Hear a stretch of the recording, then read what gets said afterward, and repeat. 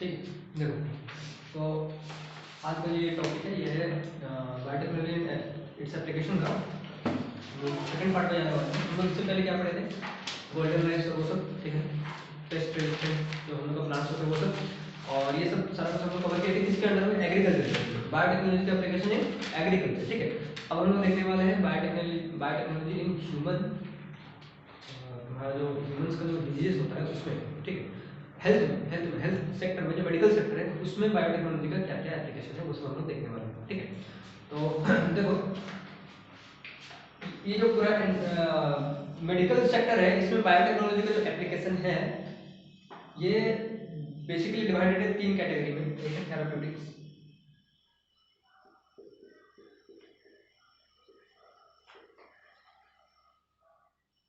ठीक है, दूसरा है जीन थेरेपी,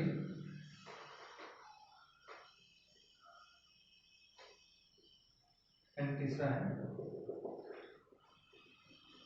वैक्सीन। थेराप्यूटिक्स क्या होता है, नाम सुना थेराप्यूटिक्स? थेराप्यूटिक्स का मतलब होता है कि वो ब्रांच, मेडिसिन का वो ब्रांच जो सिर्फ डील करता है कि किसी भी डिजीज का ट्रीटमेंट कैसे किया जाए, बस ट्रीटमेंट कैसे डील करना है, ठीक है।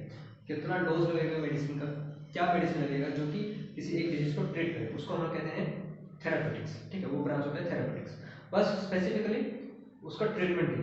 अब देखो, तुम लोग बोलोगे सर ये तो हर मेडिकल टर्म में होता है कि नहीं? यहाँ पे डायग्नोसिस नहीं है, मतलब डिजीज को डायग्नोस करना, उसका साइड इफेक्ट्स क्या होगा, उसके बाद क्या होगा, ये सब कुछ नहीं, ठीक है। यहाँ पे सिंपली क्या है कि अगर कोई डिजीज को पहचाना गया है तो उसको ठीक करने के लिए क्या मेडिसिन लगेंगे, क्या लगेगा, क्या थेरेपी लगेगा, ये इसको बोलते हैं हम लोग थेरापेटिक्स, ठीक है। तो ये हम लोग हो गए थेरापेटिक्स। तो यहाँ पे हम लोग सिंपली बेसिकली क्या चीज़ के ऊपर डिस्कस करेंगे, किसी एक डिजीज के लिए किसी एक मेडिसिन के बारे में हम लोग बात करते हैं, ठीक है। तो ये हो गया थेरापेटिक्स। दूसरा बात क्या है, जीन थेरेपी। जीन थेरेपी क्या होता है कि देखो, थेरेपी बहुत तरह का होता है, मतलब बहुत सारे ऐसे डिजीज हैं जहाँ पे कि कोई एक शॉर्ट टर्म मेडिकेशन प्लान जो है वो काम नहीं करता, उसके लिए थेरेपी लगना पड़ता है। जैसे कि हम लोग का कैंसर जो होता है उसके लिए केमोथेरेपी, ठीक है ना। उसी तरह से हम लोग का बोन्स में कुछ डिजीज होते हैं उसके लिए हम लोग का बोन्स के लिए एक थेरेपी, ठीक है। और कई बार क्या होता है कि हम लोग का स्पीच जो होता है, किसी बच्चा का, अगर सपोज बच्चा से वो बचपन से वो क्या नहीं कर पाता है, बोल नहीं पाता है, या फिर उसका बोलने की क्षमता नहीं है और बाद में उसको बोलने की क्षमता आता है किसी भी तरह से, तो उसमें क्या होता है कि उसके बाद उसको स्पीच थेरेपी करवाना पड़ता है, मतलब क्योंकि वो बचपन से बोला नहीं है, तो बाद में बोल, अभी सडनली उसको बोलना सिखाओगे तुम तो वो बच्चा ऐसा बोलेगा, ठीक है, क्योंकि कभी बोला नहीं है, ठीक है। तो उसको स्पीच थेरेपी करवाना पड़ता है। ये सब जो होता है ये होता है तुम लोग का नहीं, ये सब थेरेपी है। अब क्या है कि सपोज कोई एक डिजीज है जो कि किसी एक स्पेसिफिक जीन की वजह से कॉज हो रहा है, तो हम लोग उस जीन को चेंज कर सकते हैं, ठीक है, इंट्रोड्यूस कर सकते हैं बेटर जीन, जिससे कि क्या हो, उसका जो डिजीज वो गायब हो जाए, ठीक है। इसको हम लोग कहते हैं जीन थेरेपी। हम लोग इसके बारे में पढ़ते हैं। और एंड में हम लोग को पता है वैक्सीनेशन, वैक्सीन प्रोड्यूस होता है। जो आजकल का जो वैक्सीन प्रोड्यूस होता है वो सारा का सारा वैक्सीन सब जो होता है, जो जनरली आजकल जो वैक्सीन प्रोड्यूस हुए हैं वो सारे के सारे वैक्सीन जो होते हैं ऐसे प्रोड्यूस होते हैं, इनका टेक्निक क्या है कि एंटीबॉडीज को क्रिएट करवाना। एंटीबॉडीज क्रिएट करने से हम लोग का बॉडी में एक परमानेंट इम्यूनिटी आ जाता है उस टाइम पे, हम लोग पढ़ेंगे इसके बारे में, ठीक है। और नया जो बायोटेक्नोलॉजी का इसमें एप्लीकेशन आया है वो ये आया है कि हम लोग जेनेटिकली इंजीनियर करके क्या वैक्सीन बना सकते हैं, ठीक है। अब देखो, हम लोग सबसे पहले आज के लिए क्या पढ़ेंगे, थेरापेटिक्स, ठीक है। हम आज एटलीस्ट हम लोग ये दोनों कवर करने की कोशिश करेंगे, बहुत छोटा सा टॉपिक है वैक्सीनेशन। एक्चुअली वैक्सीनेशन जो है बहुत बड़ा चैप्टर है, इसीलिए तुम लोग को सिलेबस में ज़्यादा दिया नहीं है, क्यों, क्योंकि ये बहुत बड़ा जाना पड़ेगा इसके लिए, ठीक है। तो बहुत छोटा दिया हुआ, उसको हम लोग बाद में पढ़ेंगे। पहले हम लोग ये जो बड़े बड़े हैं उसको पढ़ेंगे, क्या, थेरापेटिक्स और जीन थेरेपी। सबसे पहले थेरापेटिक्स। तो therapeutics is that branch of medicine that deals with the treatment of a disease, ठीक है। Therapeutics is the that branch of medicine that deals with the treatment of a specific disease, किसी एक disease को जो ठीक करने के लिए जो हम लोग मेडिकेशन देते हैं उसको कहते हैं, वो ब्रांच को कहते हैं थेरापेटिक्स, तो इसके साथ डील करते हैं थेरापेटिक्स। अब देखो, तुम लोग का जो बुक है उसमें एक एग्जांपल दिया गया है ह्यूमन इंसुलिन का, ठीक है। ह्यूमन इंसुलिन हम लोग यहाँ पे पढ़ने वाले हैं, ह्यूमन इंसुलिन,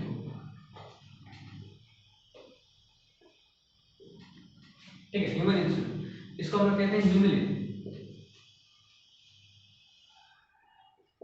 ह्यूमिलिटी, ठीक है। अब ह्यूमन इंसुलिन जो है वो कहाँ पे सिक्रेट होता है?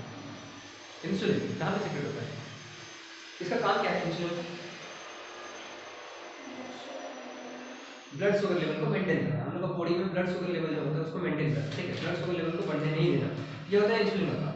देखो अगर ब्लड शुगर लेवल बढ़ जाएगा तो हम लोग को बहुत तरह के इम्यूनिटी को बहुत खतरा है, ठीक है। डायबिटीज मेलिटस टाइप 1 जो है वो, जो डायबिटीज लोगों को जनरली होता है वो किस वजह से होता है? इंसुलिन का कमी वजह से। ह्यूमंस में इंसुलिन कम है उसके वजह से होता है।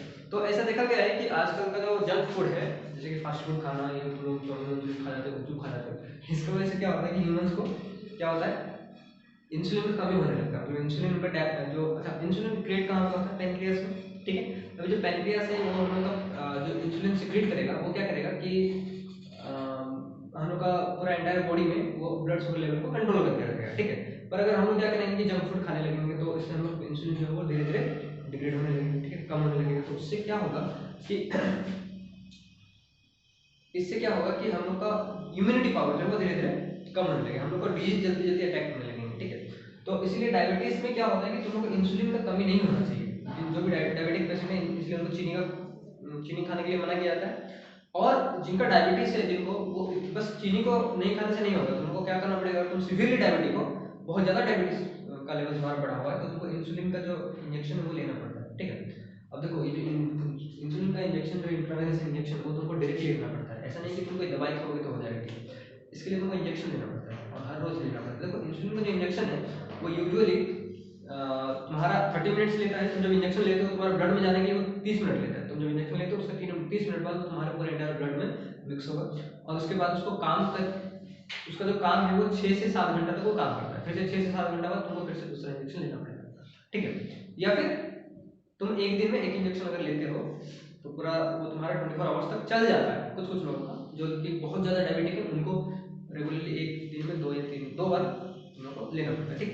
अब देखो क्या है कि ह्यूमन इंसुलिन जो है, जब पहले लोगों के भी, ये 80s का बात है, 70s 80s में क्या हुआ कि लोगों में जब इंसुलिन का कमी होने लगा ज़्यादा डायबिटिक लोग टाइप 1 के इतने सारे निकलने लगे तो उसको कोई क्योर नहीं था। क्यों?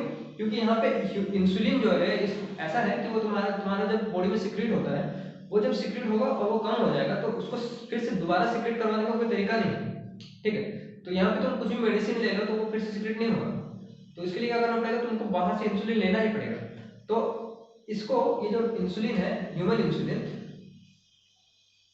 जब कमी हो जाता है, इसका एक क्योर कौन निकाला? बेंटिंग एंड मैक्लोइड बोल के एक साइंटिस्ट है, तुम अपना बुक में देखो, ठीक है। बेंटिंग एंड मैक्लोइड,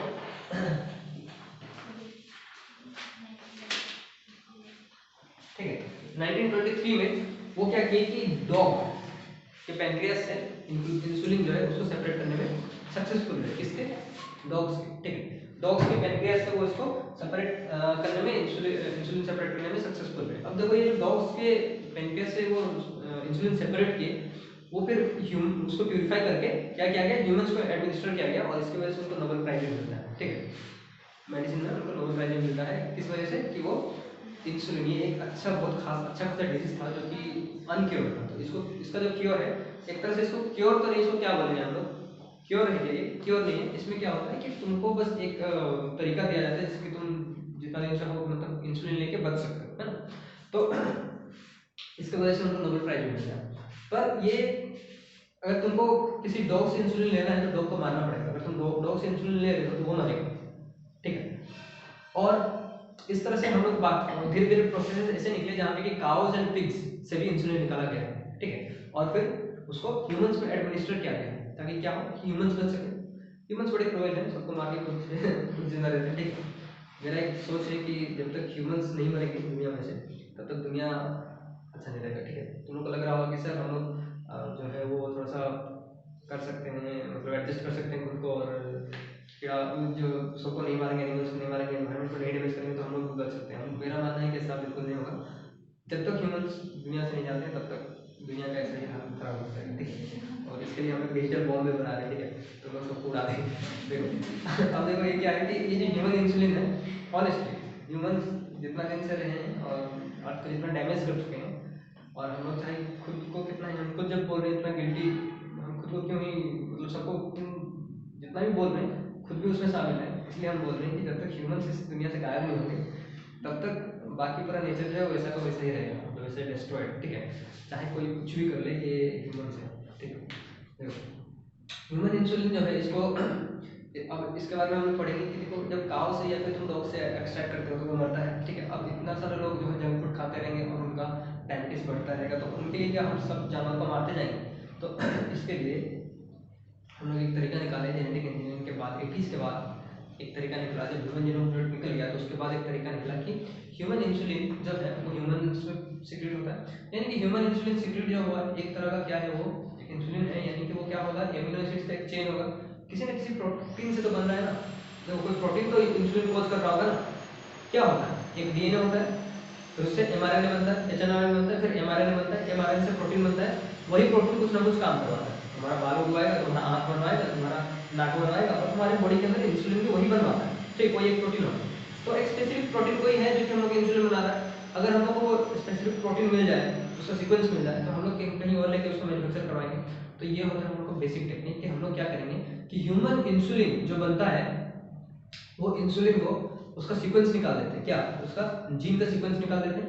उस जीन का सीक्वेंस में जो एमिनो एसिड्स का सीक्वेंस है, वो जो प्रोटीन है उसका जो एमिनो एसिड का सीक्वेंस है, हम लोग कहीं और जाके बनवाते हैं। ठीक है, मतलब किसी बैक्टीरिया के अंदर, फिर वो जो बैक्टीरिया के अंदर हमको मिल गया, वो क्या करेंगे हम उसको निकाल के ह्यूमंस में डाल देंगे। ठीक है, ह्यूमंस को इंसुलिन देंगे, मास के अंदर हम लोग उसको प्रोड्यूस कर सकते हैं। ये होता है हम लोग का इंसुलिन प्रोड्यूस करने का, इसको ह्यूमुलिन बोलते हैं, ह्यूमन इंसुलिन को, इसको प्रोड्यूस करने का हम लोग का पहला तरीका। ठीक है, तो इसमें देखो थोड़ा सा बाद में कॉम्प्लिकेशंस आता है, लेकिन ये इसका बेसिक टेक्निक है। अब ये होता कैसे है, पहले उसके लिए ह्यूमन इंसुलिन को पढ़ना पड़ेगा। देखो ह्यूमन इंसुलिन जो होता है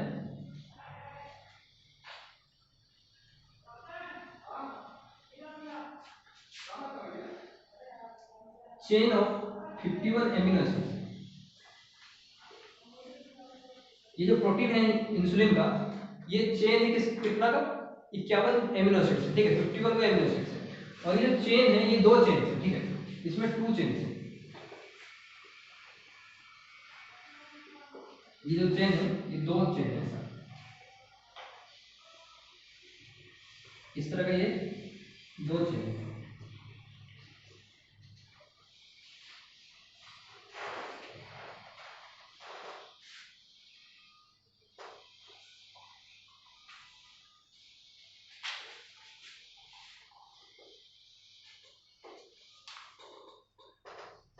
ऐसा कुछ चेन है। ठीक है, तो इसमें ए चेन, ये जो है ये मेरा ए चेन है, या फिर इसको हम ए पेप्टाइड चेन भी बोलते हैं।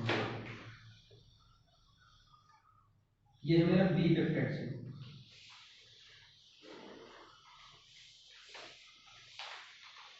पेप्टाइड क्यों बोला है, तुम लोग को समझ में आ रहा है कि ये बीच वाला जो बॉन्ड है वो पेप्टाइड बॉन्ड होता है। ठीक है, एक एमिनो एसिड और दूसरे एमिनो एसिड के बीच में बॉन्ड होता है, वो होता है पेप्टाइड बॉन्ड। ठीक है, ट्रांसलेशन में लोगों को पढ़ा है। ठीक है, अब देखो A peptide chain, B peptide chain, ये दोनों चेन जो होते हैं ये हम लोग का ह्यूमन इंसुलिन का ये दो मेजर चेन होते हैं, ये दोनों चेन जो होते हैं। अच्छा, पेप्टाइड, ये ए पेप्टाइड चेन में 31 को एमिनो एसिड होता है। ठीक है, 31 एमिनो एसिड, और इसमें होता है 20 एमिनो एसिड। ठीक है, ए में 31 और बी में 20, सॉरी ए में 21, ए में 21 उल्टा बोल रहा हूं, 21 और ये 30। ठीक है, बी में 30, ए में 21 और बी में, मतलब बी जो है वो ए से थोड़ा सा बड़ा होता है। ठीक है, तो ए में 21 एमिनो एसिड्स होते हैं, बी में तुम्हारा 30 एमिनो एसिड्स होते हैं। अब ये जो एमिनो एसिड्स है, यहाँ पे बीच में एक एस का मतलब उस बॉन्ड का क्या नाम लिखा हुआ पढ़ना,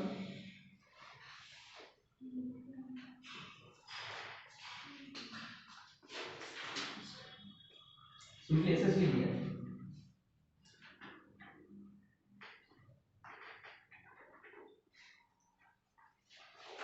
डाइसल्फाइड। ठीक है, ये दोनों जो है दो डाइसल्फाइड ब्रिजेस से जुड़े हुए हैं, तो कहते हैं एसएस बॉन्ड या फिर डाइसल्फाइड।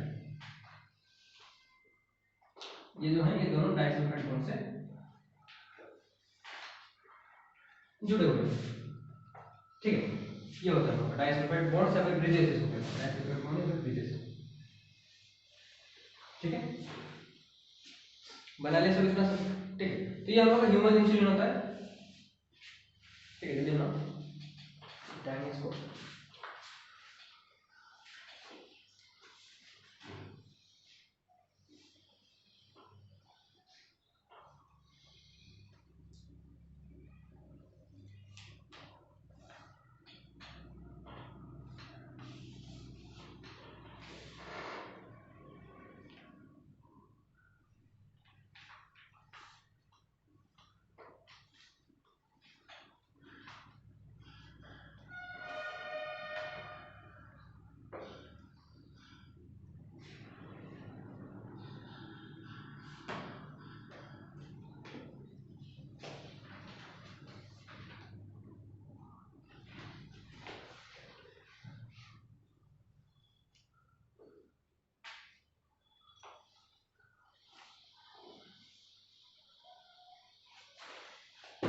ओके।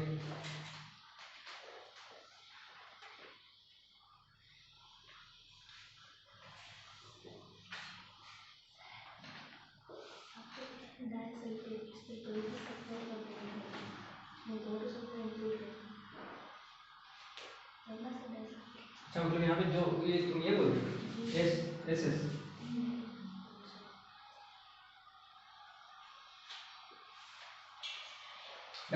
ठीक हो गई, बना लियो। देखो ये क्या है कि ये जो ह्यूमन, अब इसको ऊपर मिटा रहे हैं, देखो ये जो बनता है ये एक स्टोरेज डिवाइस है हम लोग का बॉडी में, उसको कहते हैं प्रो इंसुलिन। देखो इंसुलिन में हम लोग का दो पार्ट्स हैं, एक ए पेप्टाइड चेन है, एक बी पेप्टाइड चेन, ठीक है। पर ये ऐसे नहीं है, इस ये जो है एक दूसरे थर्ड पार्टी से जुड़ा हुआ है। देखो ये सपोज ये ए चेन है, ये बी चेन है ना मेरा, देखो ये ऐसा है, इसका स्ट्रक्चर कुछ ऐसा है कि यहाँ पे एक और चेन है जो कि इस तरह से जुड़ा हुआ है, ठीक है।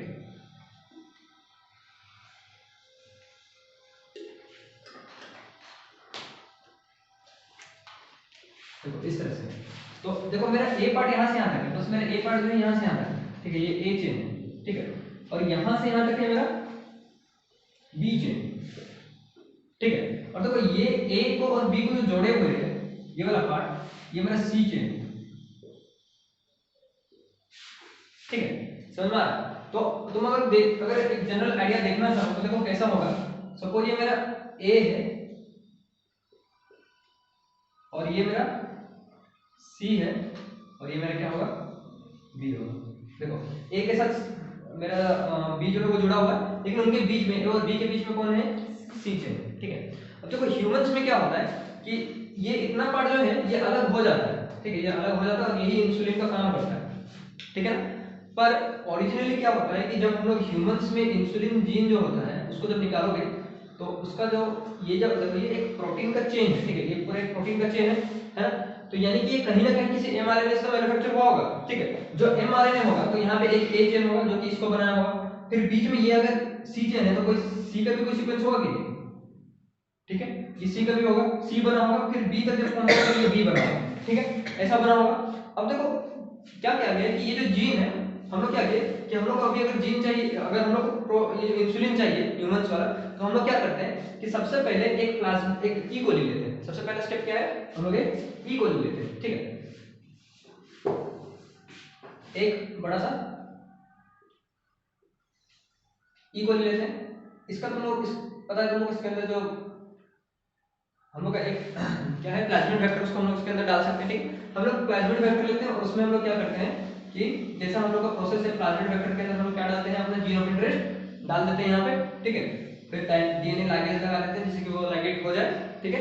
अब हम लोग इसको काटते कैसे हैं, एंडोन्यूक्लियस रेस्ट्रिक्शन एंडोन्यूक्लियस जो हम लोग एंजाइम है उससे कट करते हैं और फिर यहाँ पे अपना क्या लगा देते हैं, अपना ये जो जीन हम लोग निकाले किससे, ह्यूमन से, जो इंसुलिन का जीन निकाले हैं ताकि हम लोग को कॉपी चाहिए इसका, तो जो भी जिसका भी बॉडी में इंसुलिन बन रहा है उसका हम लोग क्या निकाल रहे हैं, जीन निकाल रहे हैं, ठीक है। अब हम लोग क्या करेंगे, ये जो जीन है इसको हम लोग कहाँ पे डाल दे रहे हैं, इसमें डाल दे रहे हैं। अभी ये जो मेरा प्लाज्मिड है इसको फिर क्या कर रहे हैं कि जीन ऑफ इंटरेस्ट लगाने के बाद उसमें डीएनए लाइगेज डाल दे रहे हैं ताकि वो स्टिकी एंड्स जुड़ जाए। फिर ये जो वेक्टर बन गया मेरा, इसको हम लेके कहाँ डाल दे रहे हैं, ई कोली, ठीक है। ई कोली में जब डाल रहे हैं तो ये देखो ई कोली है, तो इसमें क्या होगा कि हम लोग ये जो ई कोली है ये अपना फिर इसको क्या करने लगेगा, रेप्लिकेट करने लगेगा। ये जब रेप्लिकेट करेगा तो मेरा जो ये पार्ट है जो मेरा जीन ऑफ इंटरेस्ट है वो भी रेप्लिकेट हो जाएगा और ये ई कोली हमको क्या बना के देगा, जो प्रोटीन है मेरा, जो जीन में जो प्रोटीन बनना चाहिए वो बना के देगा। पर देखो क्या होता है कि हम लोग को क्या लगता था जो पहली बार ये जब हुआ ऐसा कि साइंटिस्ट को लगा कि जैसे कि हम लोग ह्यूमन बॉडी में इस तरह से इंसुलिन बनता है उसी तरह से वहाँ पे बन जाएगा। क्या होता है देखो, ये मेरा एक चेन है, ठीक है, फिर सी चेन है, फिर बी चेन है, ठीक है, फिर ये जो ए और बी के बीच में मेरा क्या है, डाइसल्फाइड का बॉन्ड्स है, ठीक है। और ये दोनों बॉन्ड्स हैं तो ये पार्ट जो है ये वाला मेरा इंसुलिन पार्ट, ठीक है। ये क्या किया कि ए चेन बनाया, सी चेन बनाया, बी चेन बनाया, दोनों के बीच में से कट नहीं किया और दोनों को ज्वाइन नहीं किया, ए और बी को वो ज्वाइन नहीं किया। अगर ए और बी को ज्वाइन कर देता तो वो पार्ट मेरा क्या बन जाता, मेरा बन जाता डाइसल्फाइड बॉन्ड से अगर वो ज्वाइन कर देते तो वो मेरा ह्यूमन इंसुलिन बन जाता, तो हम उसको यूज कर सकते हैं। लेकिन हम लोग जब देखें तो वो क्या बना रहा है, बस सिंपली एक न्यूक्लियोटाइड सॉरी एक एमिनो एसिड का चेन बना रहा है लंबा सा, जिसमें कि ए पार्ट है, देखो ए पार्ट होगा मेरा, फिर सी पार्ट होगा, फिर बी पार्ट होगा। अब हमको करना क्या है कि ए पार्ट और बी पार्ट को क्या करना है, हमको सी पार्ट से कोई काम नहीं है, हमको ए पार्ट और बी पार्ट को क्या करना है, ज्वाइन करना है, ठीक है। तो ये तो ज्वाइन है, तो ये इंसुलिन का काम नहीं कर रहा, तो इसके लिए क्या किया गया कि इसके ये जो प्रॉब्लम आया, उसको एक अमेरिकन कंपनी है, उसका नाम है एली एंड लिली, ऐसा कुछ नाम है इसका, ठीक है। इसका नाम है Eli and Lilly, Eli and Lilly, ठीक है। ये पार्ट, तो ये एली एंड लिली, ये कंपनी क्या किया कि वो बोला कि हम लोग इसको डायरेक्टली नहीं डाल के ऐसा करते हैं कि ए पार्ट को अलग कर देते हैं, ठीक है, बी पार्ट को अलग कर देते हैं। ए पार्ट को मेरा जो जीन है ए पार्ट का, उसको अलग कर देते हैं, और बी पार्ट का जीन जो है उसको अलग कर देते हैं। ए को किसी और बैक्टीरिया में डालेंगे, बी को किसी और बैक्टीरिया में डालेंगे, तो इससे जो निकलेगा वो कौन सा निकलेगा, ए चेन निकलेगा, इससे जो निकलेगा वो कौन निकलेगा, बी चेन निकलेगा, और उसको हम लोग फिर क्या करेंगे, खुद से लैब में ए और बी को डाइसल्फाइड बॉन्ड से जोड़ दें, ठीक है, पॉलीमरेज चेन रिएक्शन। अब ये ए और बी को जोड़ दिया जाएगा, तो उसमें हम मेरा सी तो मैन्युफैक्चर हुआ नहीं, हम सी तो लाए नहीं, ठीक है, तो उससे क्या बन जाएगा मेरा, ये वाला स्ट्रक्चर जो है, इसमें से सी हटकर सिंपली ये वाला तो स्ट्रक्चर बन जाएगा, और यहाँ पे डाइसल्फाइड बॉन्ड से वो जुड़ जाएगा, तो बन जाएगा मेरा क्या, ह्यूमन इंसुलिन। और ये सक्सेसफुली काम भी किया, और आज हम लोग जो इंसुलिन बनाते हैं वो यही टेक्निक है, ठीक है। क्या किया जाता है, ए चेन को अलग करो, बी चेन को अलग करो, फिर क्या करो, उसको ए चेन को अलग बैक्टीरिया में डालो, अलग ही कोली में, बी चेन को अलग ही कोली में डालो, ये दोनों जो प्रोटीन देंगे, जो मेरा इम्यून का चेन ये देगा ए चेन, ये देगा बी चेन। अब सी तो चेन है ही नहीं, तो इन दोनों को बस सिंपली क्या कर दो तुम, डाइसल्फाइड बॉन्ड से जोड़ दो, ठीक है। अब हम जो बोल रहे हैं सिंपली जोड़ दो, इतना भी इजी नहीं होता है, इसको करना थोड़ा सा डिफिकल्ट है, तो वो टेक्निकल्स के ऊपर है, ठीक है। तो ये होता है तुम लोग का ह्यूमन इंसुलिन बनने का तरीका, ठीक है। तो इस तरह से हम लोग क्या बनता है, ह्यूमन इंसुलिन, इसको कहते हैं ह्यूमिलिन, ठीक है। नाउ उसके लिए